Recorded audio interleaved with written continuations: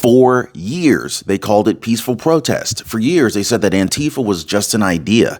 But now that idea has a court date. In fact, President Donald J. Trump, he just won a massive federal victory that blew the lid off of one of the biggest political cover-ups in modern American history. In fact, court documents, whistleblower leaks, and DOJ filings all point to the same explosive truth. Portland officials, they were protecting Antifa. So while your city burned, while businesses in your community were destroyed, and while innocent people like journalist Andy Ngo were beaten in the streets, these politicians, they were covering for them, and the media helped to hide it. But that cover-up just collapsed, folks. In fact, Trump's Justice Department just connected the dots: secret funding networks, encrypted communications, even foreign donors. And as the indictments roll out, the panic inside of Portland City Hall, oh, it's very, very real. This is the story they never wanted to hear. The story that proves Andy Ngo was right, and that Trump's crackdown has only just begun. So stick with me, guys, because what's coming next, this will shake every city in America. Hit the like button and subscribe if you're happy to hear the truth get out. So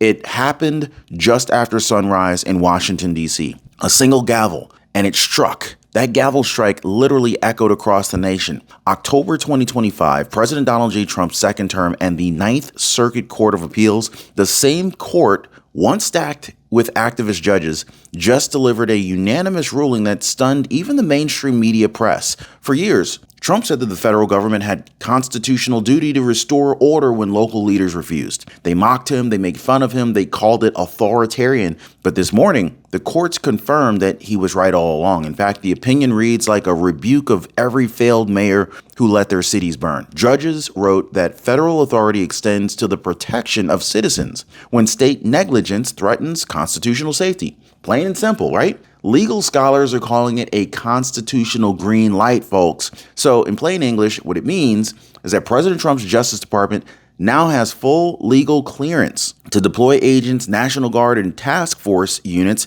into any jurisdiction collapsing under lawlessness. And so where does this matter the most? Portland, the city that symbolized chaos. You see what I'm saying here, guys? Streets once choked with masked mobs are suddenly quiet. Businesses are reopening. Federal convoys are rolling in, not as invaders, but as protectors.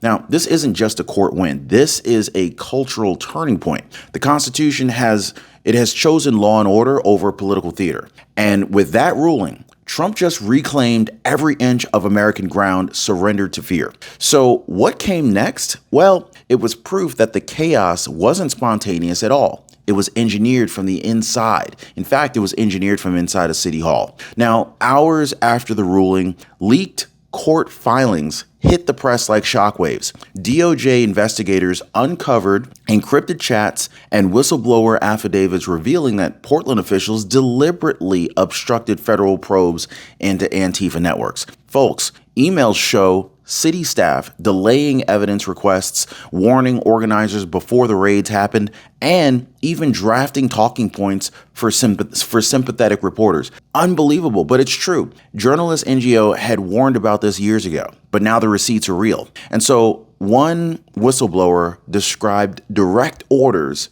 to avoid cooperation with Trump's agents, right? Exactly. Another exposed budget memos funneling community outreach funds straight into protest logistics. So while small businesses were burning, flames were bursting out of the roofs and out of the broken windows of these businesses, officials were busy protecting the arsonists. They lied to the public, they vilified the federal agents, and they tried to paint Trump as the tyrant. Can you believe this, guys? When in reality, they were the ones that were abusing power. Kind of like Letitia James, going after people for doing the exact same thing that she's actually now being accused of doing. So now subpoenas are flying, shredders are humming, and the same politicians who sneered at law and order, well, they're now praying that their emails stay hidden, because this court decision didn't just restore authority, it unlocked accountability. Now, picture this, okay? You walk into the pharmacy to pick up your prescription, and the pharmacist says, sorry, your Medicare plan doesn't cover this anymore. It happens every single day. But this is why I partner with Chapter, guys. They make sure that your Medicare plan keeps up with your real life needs. Now, one viewer said, I was shocked to learn that my prescription wasn't covered, but you fixed it before it cost me thousands. So let me ask, will you wait for the shock? Or are you going to do what most people already are and getting ahead of it? Now, most people, they're dialing that phone number that I left for you right here at the bottom of the screen, or they're visiting askchapter.org/Ron. That telephone number, guys, is 909-563-8279. Now, for years, they mocked him. They called Andy Ngo a conspiracy theorist, a provocateur, even a traitor of his own city.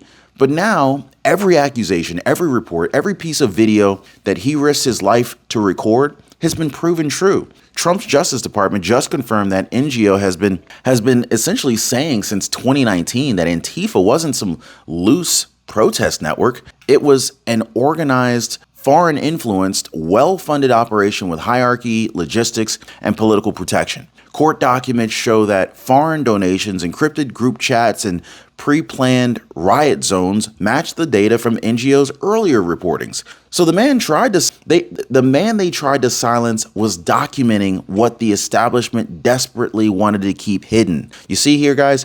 So NGO was basically beaten unconscious in Portland for exposing these networks. The legacy media laughed, politicians ignored him, but today his reports are evidence entered into official federal filings. And so right now, today, you can feel the shift online. You can feel the same journalists who used to mock him, they're now quietly deleting tweets. The same outlets that dismissed this particular reporter are suddenly reevaluating their coverage. So this is vindication in its purest form. This is not just for Andy. This is for every American who was gaslit into believing the chaos was random. It wasn't random. It was engineered. And now those same who designed it, they're now running scared. Now, here's the thing. The DOJ, the Treasury, and even the IRS are now coordinating under President Trump's executive order to trace every single penny that flowed through Antifa's web. And what they've uncovered is absolutely explosive. So according to Treasury officials, money moved through foreign NGOs in Berlin, Stockholm, even in the Middle East, guys, then funneled into US-based nonprofits disguised as community organizations.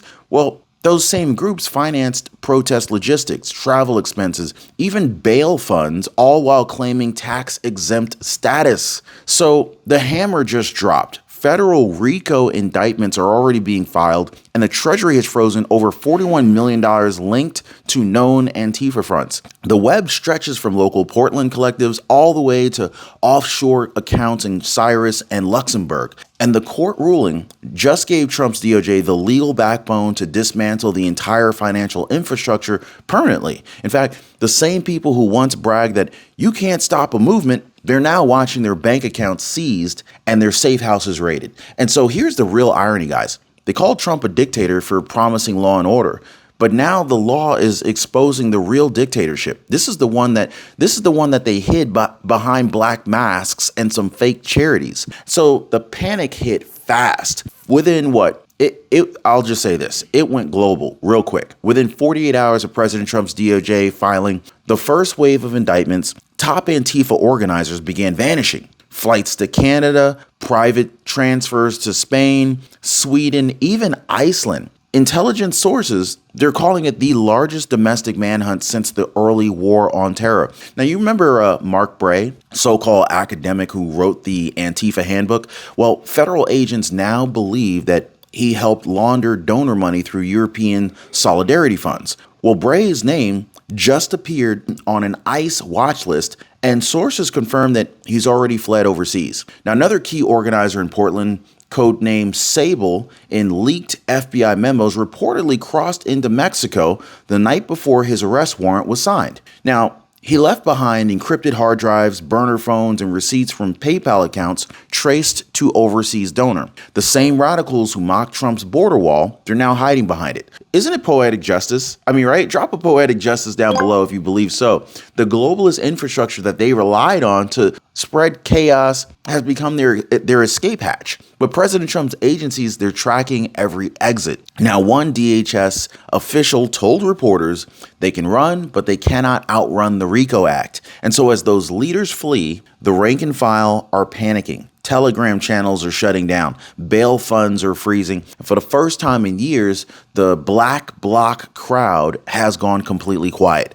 Now, law and order isn't coming. Oh, it's here and it's hunting them down. So now the machine is fully activated. You got President Trump's multi-agency task force. You got FBI, DHS, ICE, Treasury, and DOJ no longer reactive. Oh, now it's offensive. Arrests are being executed in simultaneous fashion, pre-dawn raids across Portland, Seattle, and Chicago. Folks, federal prosecutors, they're stacking 8-year felony charges for assaulting officers, conspiracy, and money laundering. Meanwhile, Treasury agents, they're targeting the nonprofits that funneled the riot funds through cryptocurrency exchange. Guys, this goes so deep, it is unreal. In fact, the IRS is revoking tax-exempt status for groups caught aiding domestic extremism. So, and here's the shift that nobody saw coming. Morale. The same officers who were demonized, defunded, and demonized demoralized under Biden, they're now being backed by the president himself. They're actually being told, you're not the enemy. You're the enforcers of peace. Now, Trump's message is clear. America will never again bow to mob rule. But the biggest shock, what investigators just uncovered inside the media networks that helped shield this chaos for years. And so this right here, this is where the story gets even darker. Because it wasn't just Portland politicians or radical activists protecting Antifa. Oh, it was the media. Newly unsealed DOJ filings reveal that major network producers and Portland City PR teams, they were coordinating messages during the riots. Emails show reporters asking city officials for preferred language to frame coverage before nightly broadcasts. Now, one leaked memo even instructed a journalist to emphasize community frustration instead of criminal behavior. Interesting, right? That's not journalism, guys. This is clearly propaganda. You guys remember when CNN claimed Antifa was mostly peaceful, and then meanwhile you saw explosions and fire and bricks being thrown in the background? Yeah. Or how about when the Washington Post insisted no evidence existed of organizing or the organization or funding, right? Those same headlines were designed to shield the truth and keep it hidden. And so now the FBI has confirmed what Andy Ngo's footage showed years ago. Media outlets intentionally suppressed stories about coordination, hierarchy, and financing. Why? Because it threatened their political narrative. And so while President Trump was fighting to restore law and order, the networks were fighting to preserve chaos. And now that truth is coming out. Those same anchors who laughed at NGO are pretending that they never said it. Legacy media's credibility is completely collapsing faster than Antifa's finances. The information was not an exaggeration at all. It was the entire battlefield. And Trump's victory in court just tore down their last line of defense. So after Portland fell back under control, something incredible started happening. Other cities started following Trump's lead. Chicago, Memphis, even parts of Boston. Yes, Boston are now adapting federal task force models to curb organized street crime and political riots. Local police chiefs are citing the Ninth Circuit ruling as the Trump precedent, saying that it's giving them constitutional clarity to work with federal agents. Even blue state governors under pressure from voters are quietly signing off on these joint enforcement operations. The shift is happening, guys. This is Trump's law and order doctrine in action. In fact, restore authority, protect the citizens, and make mayors accountable for neglecting their duties. The same cities that once pushed defund the police movements, they're now begging for federal assistance. And so with every deployment, Trump's approval ratings are climbing higher and higher because Americans remember what peace feels like, and they're loving it. So from the border to the big cities, law enforcement has its swagger back and chaos is on the run. But Portland's story isn't over yet, because now the citizens are demanding something that no corrupt official can stop: justice. That's right, guys. Portland is unrecognizable, and for once, that is a good thing. I mean, for the first time in years, you can walk downtown without stepping over barricades or burned out storefronts. The smell of smoke is gone. The sound of sirens replaced with something that the city hasn't heard in a long time: silence. Residents are out on the streets again, not to riot, but to celebrate. Parents are letting their kids play outside. Business owners are reopening their shops that were once shuttered since 2020. And on every corner, you'll see one phrase spray painting. You'll see one phrase spray painted over the old Antifa graffiti: "Thank you, Mr. President." Yes, folks, we are actually seeing that. But not everybody's celebrating. Inside of City Hall, panic has turned to paralysis. In fact, staffers are quitting. Council members are lawyering up, and a special investigation backed by Trump's DOJ is now examining whether local officials aided or abetted criminal activity by obstructing federal operations. Whistleblowers are coming forward daily.